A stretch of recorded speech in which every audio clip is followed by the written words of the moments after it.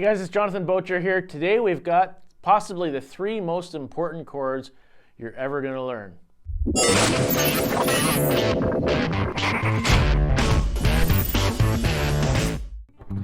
All right, so the 3 chords that we're going to learn today are G, C, and D.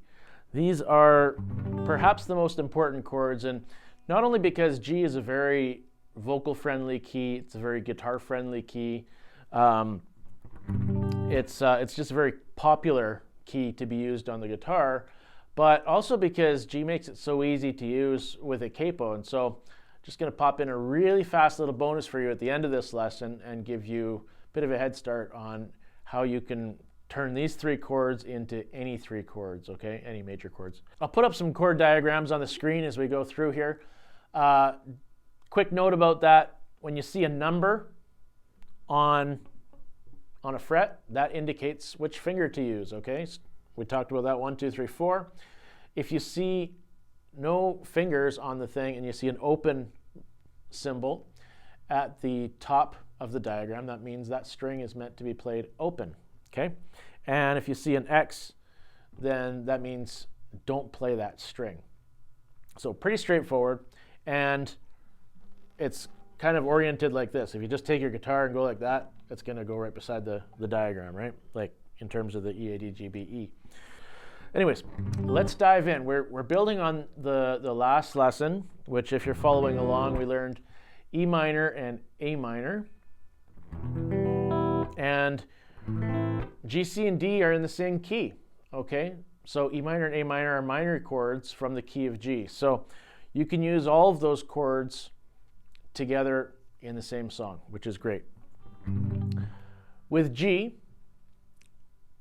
there's a few different ways to turn your fingers into a G chord, okay? I'm going to show you all 3, and or I should say 3, because there are actually many other ways to play these chords elsewhere on the fretboard, but for today we're just looking at open chords. And open chords, just to remind you, are called open because they include strings that are left open, right? We're not using all closed strings. In other words, this is a closed note, and that's an open note because it's just left open, right? So we can play like a closed G, but this is an open G. Okay, so the first one we're going to do, take your index finger, first finger, remember fingers 1, 2, 3, 4, okay? First finger, 2nd fret, 5th string. It's a B note right there. Then we're going to take the 3rd finger, 2nd finger, and we're going to put that on the 3rd fret, 6th string. Okay, so those are the 2 lower notes. Then we've got open strings. So strings 4, 3, and 2 are going to be left open. And then you're going to use your 3rd finger. Alternately, you could use your 4th finger, but it's probably better to use your 3rd finger for this one. And you're going to put that on the 3rd fret of the 1st string, okay?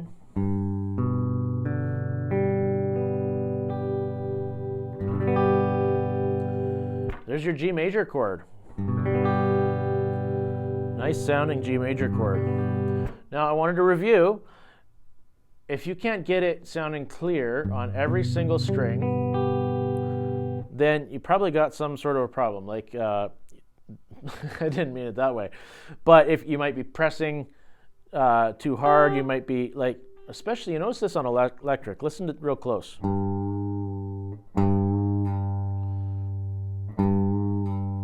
All that I'm doing there is I'm pressing too hard. So if you're playing an electric guitar, you may be hearing a chord that sounds like this. Can you hear it? It's like not quite right. And I had my fingers in all the right spots, but I was pressing way too hard.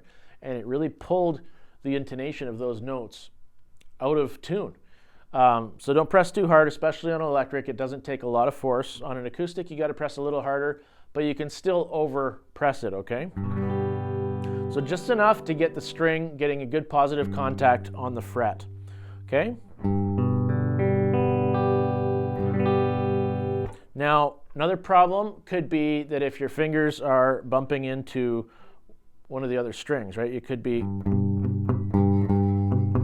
like in this case here, my second finger is overlapping on the 5th string, and it's causing it to mute, like to be deadened out. And so that's no good. You could be too close to the fret or too far from the fret and getting a bit of a buzz, like that sort of thing, right? If that's the case, move in a bit closer until you can get a good tone from that finger on that string, and just work your way through the chord until you can get every string sounding good. But those are the biggest problems. Too far, too close to the frets, pressing too hard or not hard enough, or your fingers are bumping into one of the other strings. Okay? Let's look at another fingering option for this chord. Very similar to this one. This is actually slightly different way of playing the chord, but it is still a G major chord. And that's taking your 3rd finger here. We're going to keep the lower part of the chord the same. And then we're going to take your 3rd finger and move it up to the 2nd string, the exact same fret, okay? 3rd fret. And then we're going to tuck the pinky, the 4th finger, in just underneath it, again on the 3rd fret, this time the 1st string, okay? Sounds like this. Whoops.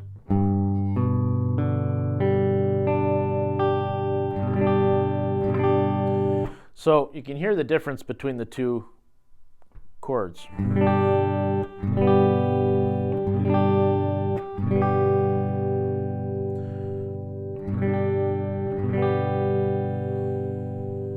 So as a matter of interest, the note that we're adding here is a D chord. Now this a D note. That D note is already present in the chord down here. So we're not actually changing anything about the name of the chord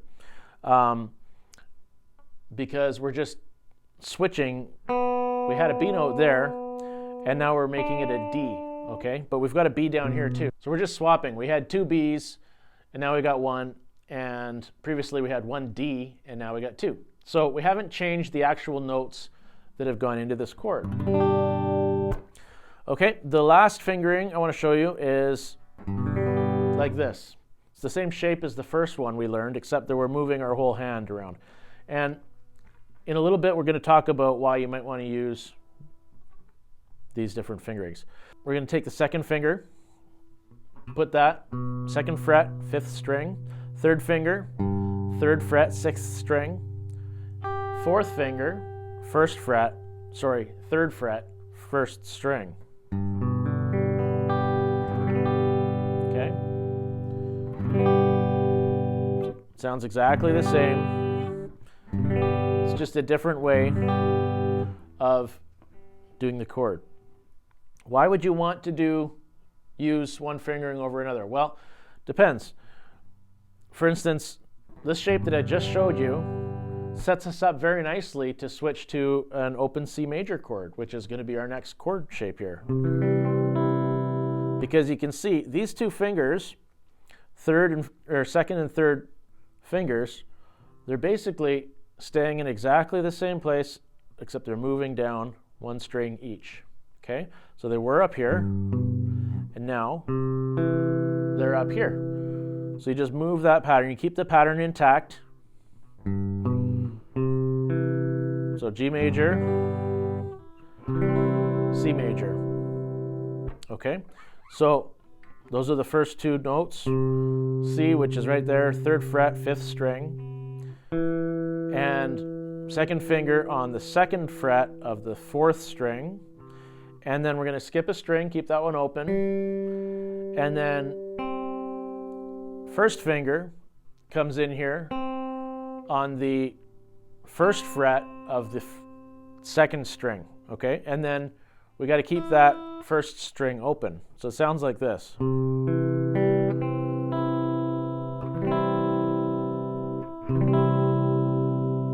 Now this one, you might run into problems with muting out that E string a little bit with your 1st finger, so you got to really pay attention to that. You can't go wrong if you just go through each string individually, slowly, and troubleshoot it. See where your problems are at, right?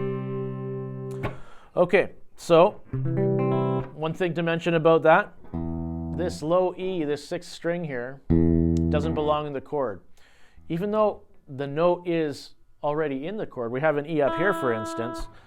If we add it in as a lower than our root note, which is the C, then it really changes the character of the chord, and you can hear it really muddies it up. It starts to lack definition, right? So it sounds a lot cleaner and clearer when we start our strum from the 5th string. So that's one thing you got to keep in mind when you're practicing, is only play the strings that are actually part of your chord.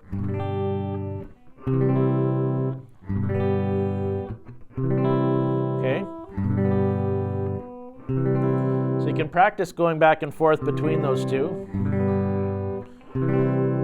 And when you use these two particular chord shapes, or fingerings, it doesn't require as much movement, right? Like you can, once you get a little bit more comfortable, you can try going to the other fingering.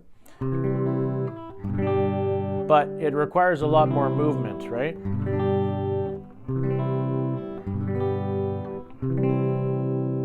Okay, that is C major. Last chord we're going to learn today is D major. Now, this one starts on the 4th string, okay? And the 4th string, if you remember her standard tuning, goes E, A, D, G, B, E. So 4th string is a D. It's there already, right? So we don't have to actually put a finger on that string. Sounds like that. Now, this one we're going to start with our index finger on the 3rd string, 2nd fret, right here. And then we're going to add the 3rd finger on the 3rd fret of the 2nd string.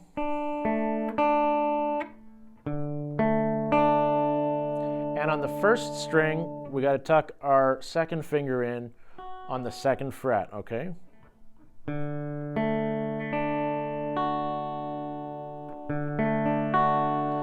So these 3 chords, you can put them in any order, okay?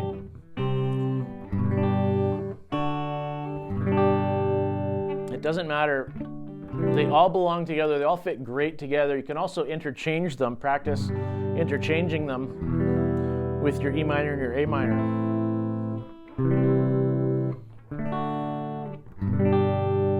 And together, of the 6 main chords that we find in every key, now we've got 5 from the key of G, okay?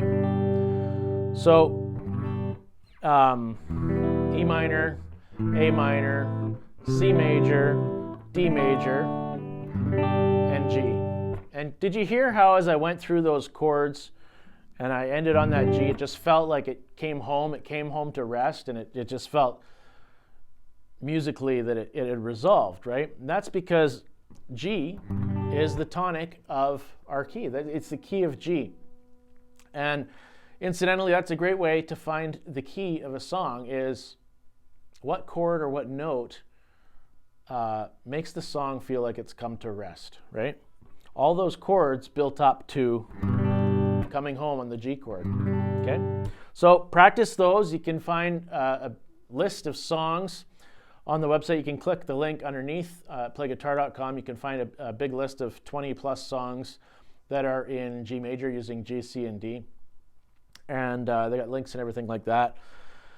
But practice these. You can put them, you know, a bar per chord, or as fast as you can do the chord change if you want, but really just focus on getting them clear at this point, okay?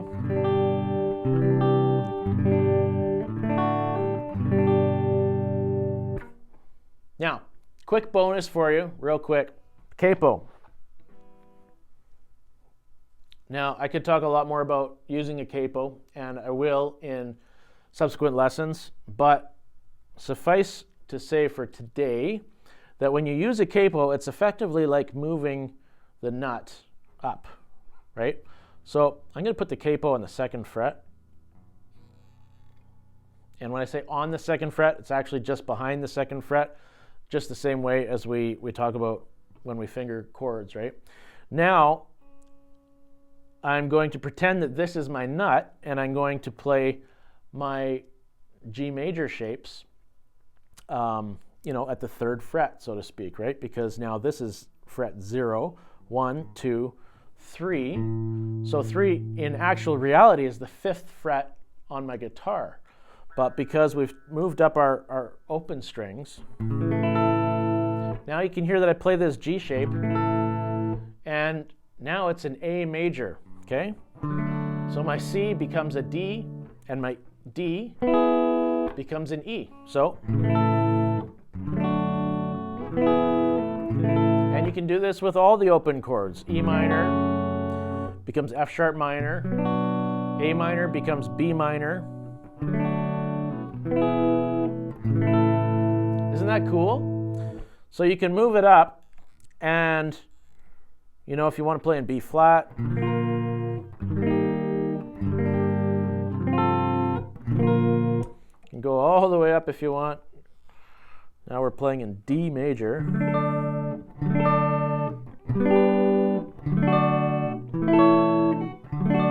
Starts to sound a bit funny, right?